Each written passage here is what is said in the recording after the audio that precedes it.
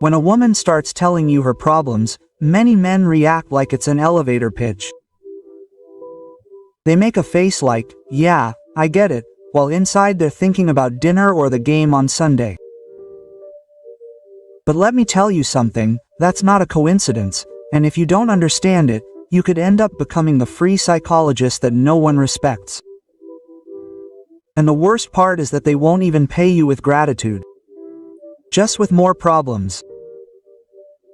Since ancient times, Stoic philosophers like Epictetus warned that we shouldn't lose our cool in the face of what we don't control.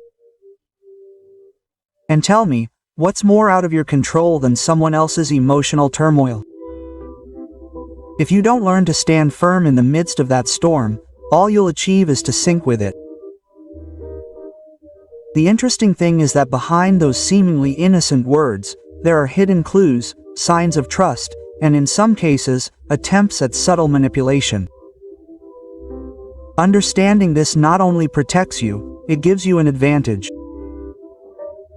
Because while most men run to put out emotional fires, you will learn to stay calm, set boundaries, and use every situation to your advantage. So stick around until the end, because today we're going to dismantle this silent game and you'll discover what it really means when a woman opens the door to her problems.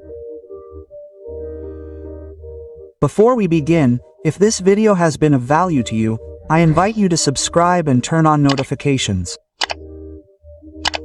Remember, knowledge without action is just entertainment, and we're here to grow, not waste time. With that said, let's get started. First, the invisible test. The first lesson is simple, but almost no one sees it. When a woman shares her problems with you, she's not looking for an immediate solution. She's watching your reaction. Think about it. If she wanted to solve it quickly, she'd open Google, call a specialist, or tell her best friend, who magically always has a PhD in romantic drama. What she's really doing is testing your stability, your ability to stand firm while she unleashes the storm. Let me ask you something. Have you ever seen a ship captain panic in the middle of a storm?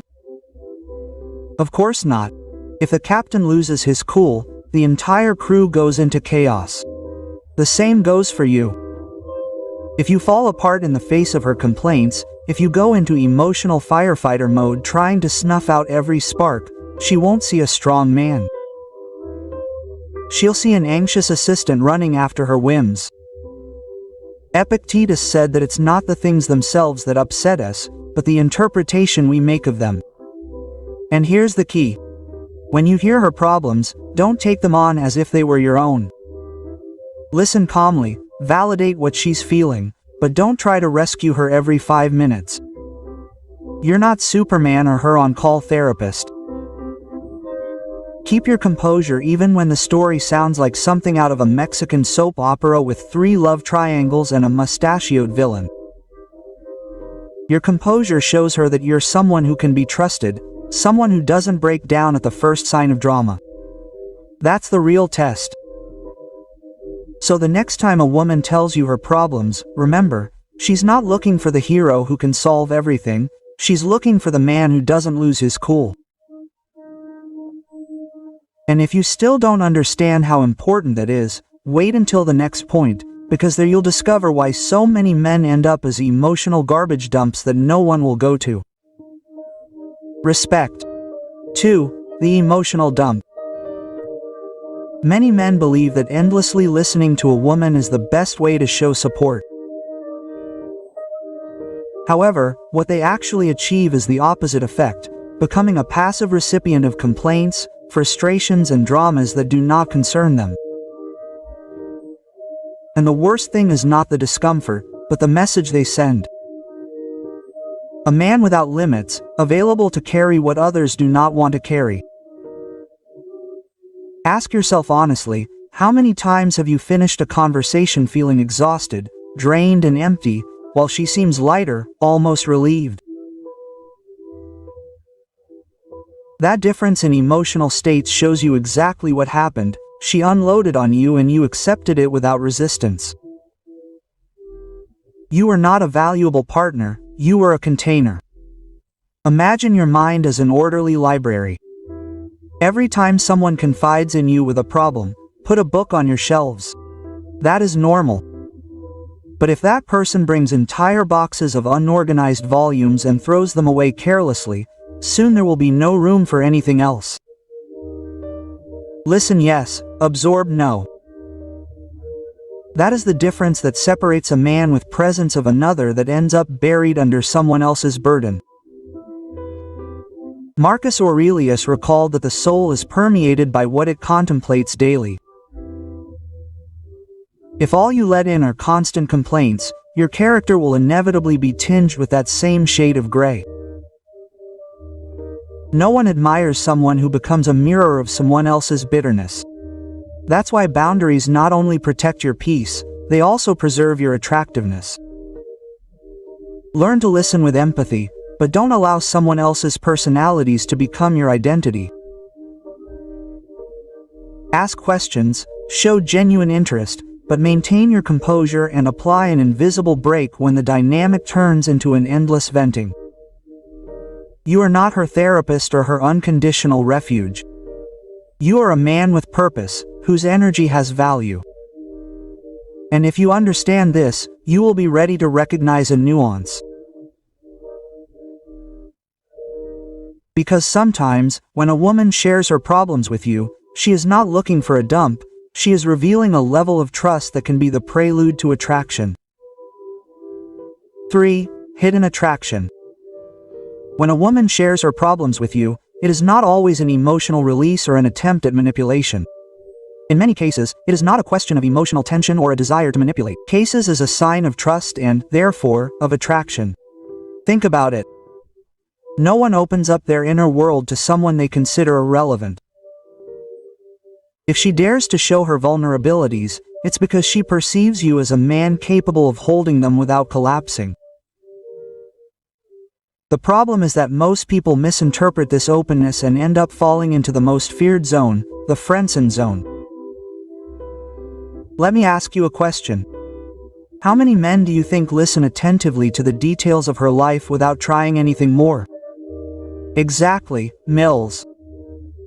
And almost all of them get stuck in the role of great friend, the advisor she turns to when things go wrong, but never the man she chooses for something serious. The mistake is confusing access with attraction. A half-open door is not an invitation to move in. Imagine the situation as a test of trust. She reveals a fragment of her story and your reaction will determine the interpretation. If you respond as a free therapist, she locks you into that category. If you respond calmly, firmly, and with a touch of ironic confidence, you awaken something distinct, the sense that you are a man who can hold his world together without losing your own.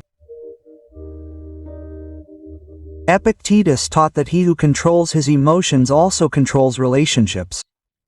And here it applies precisely. She doesn't want you to break down with her tears or solve every dilemma like an engineer of life. She wants to prove that you can listen without losing your center.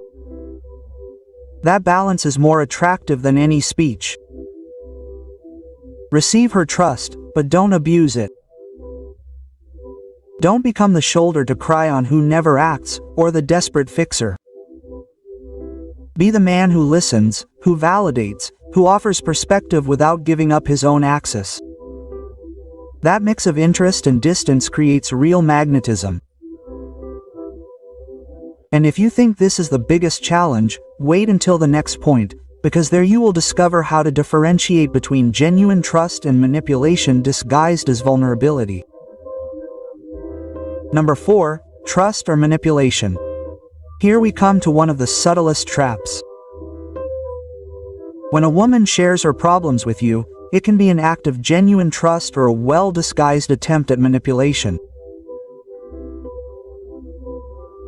The difficulty is in distinguishing one from the other because both are presented with the same tears, the same sighs, and sometimes with the same phrase, "I just wanted to tell you." The naive person believes that it is always trust.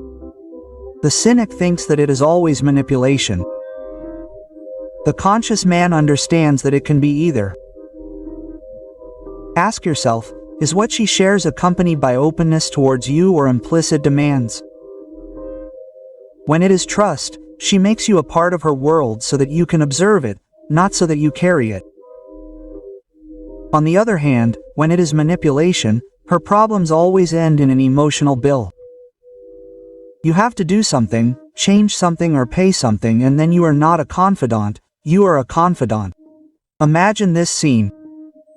A friend tells you that he is tired of work and leaves it there. That is trust. Now imagine that it ends with "and that is why I need you to help me with my errands tomorrow." That is manipulation. The difference is as clear as being invited to dinner or being asked to cook for 30 people without warning. Sika warned that whoever constantly gives in to the demands of others loses their freedom. Applied here, if you do not know how to recognize emotional manipulation, you will end up trapped in a dynamic that drains your energy and eliminates your respect, because no one admires a man who always gives in, as many use him. Listen, like this, but observe if what is shared ends up in pressure on you. If it does, calmly end the dynamic. I understand what you feel, but that part is not for me to resolve. That simple phrase is a wall that separates trust from manipulation. And if you think setting boundaries is hard enough, get ready, because in the next point you will see the most common trap, the mistake of believing that being a free therapist is the best way to strengthen the relationship. 5. The therapist trap. Here's one of the most frequent and at the same time most ridiculous mistakes. Many men believe that to win a woman's affection they must become her on-call therapist. They listen to her, analyze her, give her detailed advice, and even look for solutions as if they were charging by the hour. The problem is that they do not get paid, they do not respect them, and, worst of all, they are never chosen because no one is attracted to their improvised psychologist. Let me ask you something. What image does a man project who always responds with diagnoses, strategies, and sermons? That of a boring professor who thinks he has all the answers, but actually projects insecurity. She doesn't see him as a leader, she sees him as a kind of human Wikipedia with a slow connection, and Wikipedia, while useful, doesn't generate desire. Imagine this scene. She tells you about an argument with her friend and you respond with a 5-step action plan to improve communication. Very logical, yes, but on an emotional level it sounds like reading an instruction manual for assembling a piece of furniture, not at all inspiring. Attractive. Even less so. CNK said that giving advice is easy, but living it is the hard part. In this context, your role is not to solve her life as if you were her free psychologist, but to show by your example that you know how to handle your own. That generates much more respect than any fancy advice. Listen, validate, and share perspectives without becoming her savior. Use short, firm sentences instead of endless speeches. Let her see that you trust her ability to solve her own problems. This attitude not only frees her from depending on you, it also puts you in the position of being responsible for her problems. The right place, the one where a man guides with presence, not diagnoses. And if you think that this is enough to avoid mistakes, wait, because in the next point you will discover something even more powerful. The importance of setting clear boundaries, the detail that differentiates a man who inspires respect from one who only inspires pity. 6. Boundaries matter. A man without boundaries is like a phone without a password. Anyone can enter, check it out, and download whatever they want. And believe me, when you don't set emotional barriers, it ends up being the free device where she downloads all her drama without even worrying about your battery. Then you wonder, why are you exhausted and empty? Easy, because you never said enough. Think about it. How can a woman respect someone who gives in to every complaint? It's not about being cold or ignoring her, it's about showing that your time and energy are valuable. Marcus Aurelius said that your mind will be like the shape of your daily thoughts. If every day you fill your mind with problems that are not yours, it is not love, it is self-destruction, disguised as patience. Imagine you're having dinner and she starts off with an endless monologue about her insufferable boss. A man without boundaries will listen for hours, nodding along as if he were a decorative dog on the dashboard of a taxi. A man with boundaries, on the other hand, calmly tells her, "I understand it's been a tough day, but let's not have your boss here at the table with us. Let's talk about something that will add up instead." Quote, notice the difference? You don't ignore her, but you don't let negativity rule the night either. Define when, how, and how much you're willing to listen. If she always calls you in the middle of your work to vent her frustrations, respond with, "I can't right now, but we'll talk about it later." That's not rejection, it's self-respect. And women, even if they don't admit it, find a man who knows how to prioritize much more attractive than a man who gives up everything to be her disposable tissue. Do you really think Alexander the Great stopped his conquests because someone wanted to tell him how bad things were at work? Of course not. He had an empire to run. And you, even if you don't conquer territories, you have your own life to lead. Stick around because the next point will show you how to transform all those problems she brings into opportunities to strengthen your power instead of losing it. 7. Turn her problems into power. Most men see a woman's problems as a burden. They tense up, sigh, and think, "Here we go again." And with that attitude, they already start losing, because what they don't understand is that every problem she shares is actually an opportunity in disguise, a test to show whether you're the man who sinks under the weight or the one who turns that situation into power. Let me ask you a question.